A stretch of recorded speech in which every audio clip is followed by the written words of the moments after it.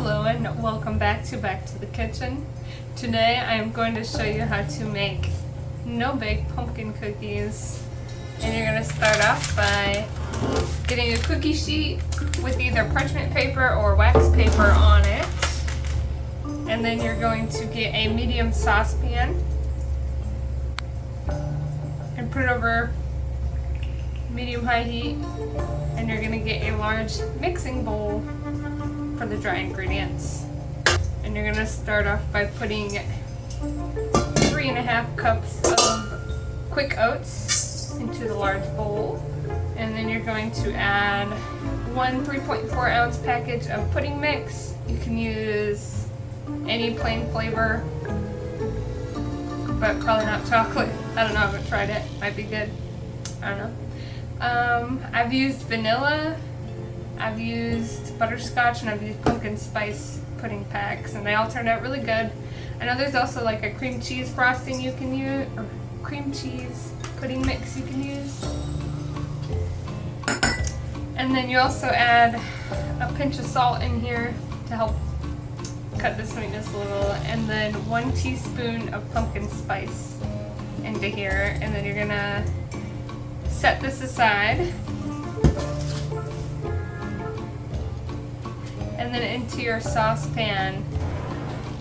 Okay, into the saucepan you're gonna add 1.5 sticks of butter, or 3/4 cup of butter. I'm using unsalted butter, but you can use salted butter and then just not add salt to the dry ingredients.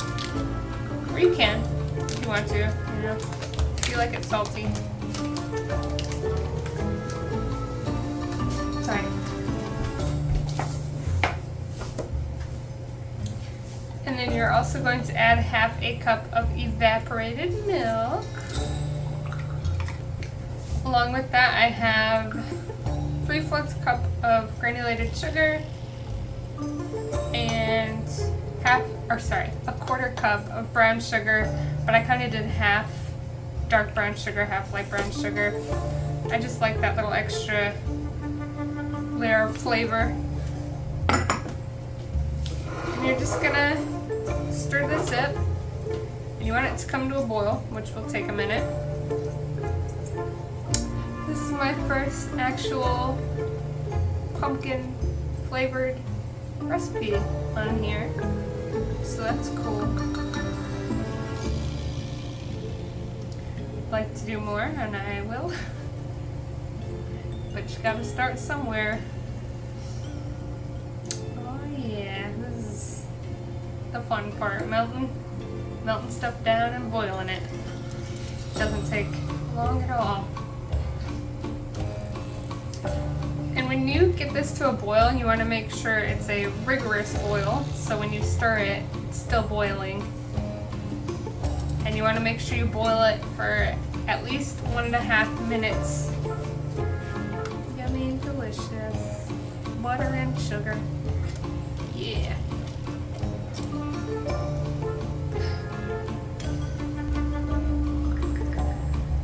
The smell almost reminds me of mac and cheese.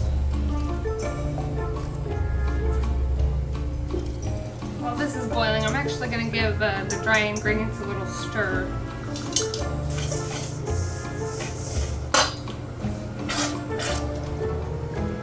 You do want to stir this mixture too. You want to stir it often. Alright, mine is starting to boil, so I'm just going to set a timer for 1.5 minutes. I'm just going to let it do its thing while stirring it. I don't know if you can see, it's boiling. Yeah. It sounds so funny when you stir this type of stuff.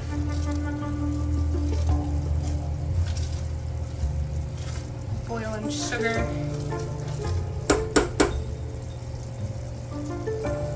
Whoa.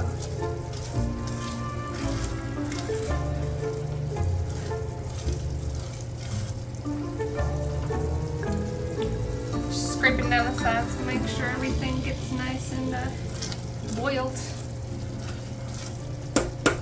It almost looks like caramel. And that's basically what it is. It's caramel sauce. Yep, that sugar's melting real nice down into there. Ow. Alrighty, my 1.5 minutes is up. That timer does not stop beeping until you hit the button. So I'm gonna go ahead and take this off of the heat. And then I'm going to add in 1 teaspoon of vanilla extract. This is a little homemade vanilla extract I got. Gifted. Alright. Into that it goes. And it will boil a little bit when you add that, and that's normal. That's what it's supposed to do. Alrighty, and just stir that vanilla into here. Alright, this is what I'm going to do. Cool. And then you're going to add the wet ingredients into the dry ingredients.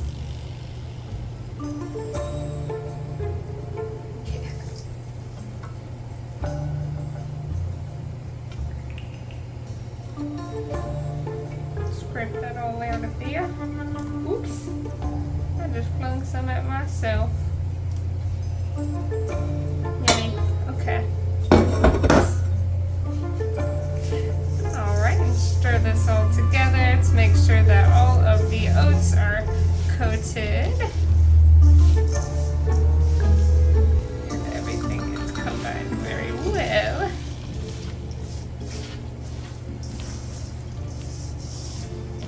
Alright, and you're going to let this cool for a minute, and then you are going to add your chocolate chips. Otherwise, they will just all melt. And if you don't care, then go ahead and add them now, you know. But if you want there to obviously be chocolate chips in there, just wait a minute. Let it cool. But you don't want it to cool all the way, otherwise the chocolate chips won't sit in very well. I love me some oatmeal cookies. It smells good. And if you want to, if you wanted it more orange, you could add food dye if you want.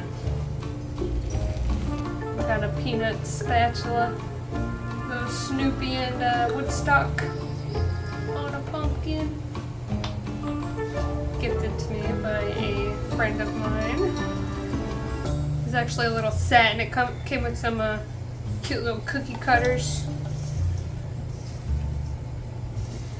Very cool. And whatever chocolate chips you decide using, it is 1.5 cups, but feel free to add more or less to your taste. And I just got some white chocolate chips. You can also use like butterscotch, milk chocolate, dark chocolate. You could cut up a chocolate bar and throw that in there instead. You know, do whatever your heart desires.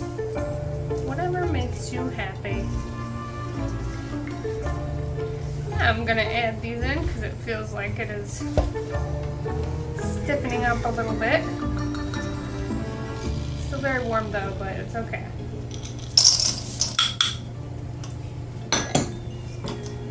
Alright, and you just want to gently add those in. Oops.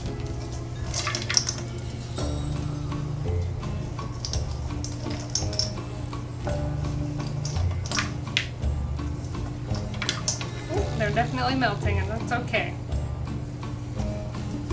It's just not going to melt all the way, I hope. And then you're going to take a cookie scoop or an ice cream scoop, depending on the size you want them. And you're just going to spoon them out onto a tray, your prepared tray.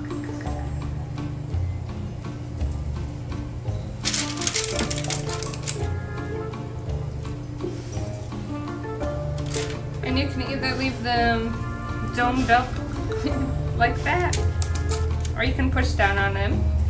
It really doesn't matter. Or you could leave them like this and put a little stem and make them look like little tiny pumpkins. That'd be pretty cute. Color them with little food coloring.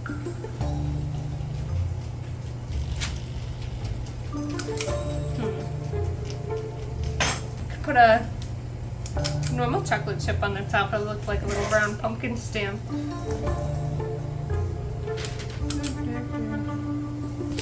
And you know, you're not gonna bake these or anything, so you can just put them all real close to each other. It's not like they can melt into each other. And now you're just gonna let these sit for about an hour or until they're cool. And I'll be back when they are cool. Alrighty, so I let them cool and they're very cute. I'll come show you.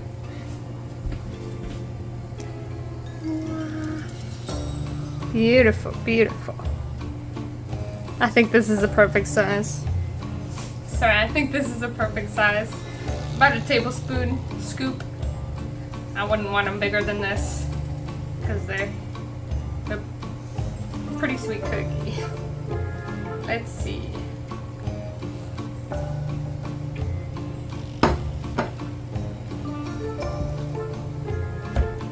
Good. Delicious cookie.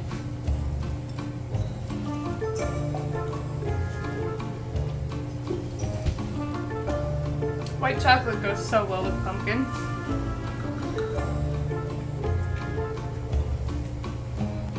I bet a white chocolate pudding mix would go great in this. Pumpkin spice pudding mix would be the best though. That way it tastes good pumpkin-y. Very good pumpkin-y. This, I can taste the pumpkin. But the first time I made it, I had pumpkin pudding mix. It's just so hard to find nowadays. I didn't see it at the grocery store at all this year. Or last year.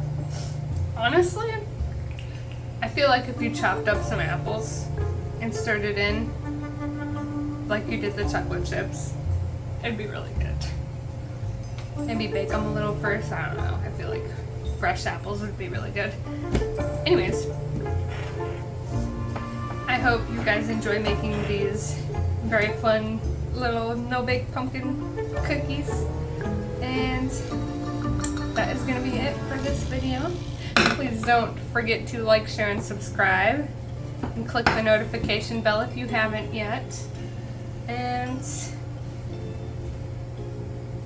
I'll see you guys later.